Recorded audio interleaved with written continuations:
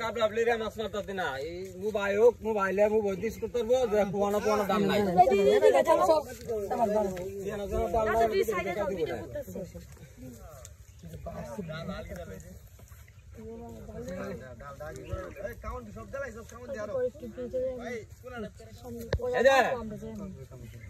তারা ভাড়া করস কাম হইতো না